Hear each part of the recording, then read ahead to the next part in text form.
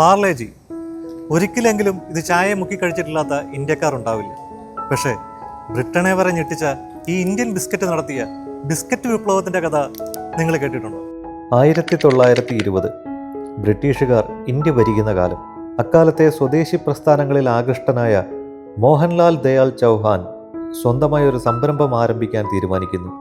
സമ്പന്നർ മാത്രം കഴിച്ചിരുന്ന ബ്രിട്ടീഷുകാരുടെ വില കൂടിയ ബിസ്ക്കറ്റുകൾക്ക് ഒരു ബദൽ കണ്ടെത്തുക എന്നതായിരുന്നു അദ്ദേഹത്തിൻ്റെ ലക്ഷ്യം. 1929 മുംബൈയിലെ വില്ലേ പാർലെ എന്ന സ്ഥലത്ത് ഹൗസ് ഓഫ് പാർലെ എന്ന സ്ഥാപനം അദ്ദേഹം സ്ഥാപിക്കുന്നു.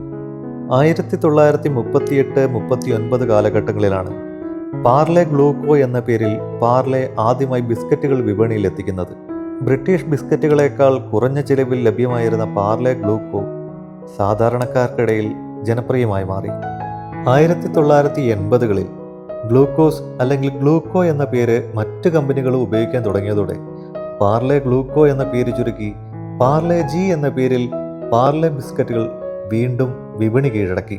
2011 കണക്കുകൾ പ്രകാരം ഓറിയോ ബിസ്ക്കറ്റിനെ പോലും പിന്നിലാക്കി ലോകത്തെ ഏറ്റവും അധികം വിറ്റഴിക്കപ്പെടുന്ന ബിസ്ക്കറ്റായി മാറി പാർലേജി.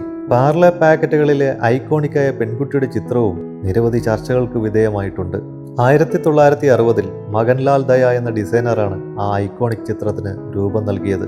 ഇന്ന് 100-ലധികം രാജ്യങ്ങളിലേക്ക് കയറ്റുമതി ചെയ്യപ്പെടുന്ന ഈ ബിസ്ക്കറ്റ് 90s കിഡ്സിൻ്റെ നൊസ്റ്റാൾജിയുടെ ഭാഗം കൂടിയാണ്.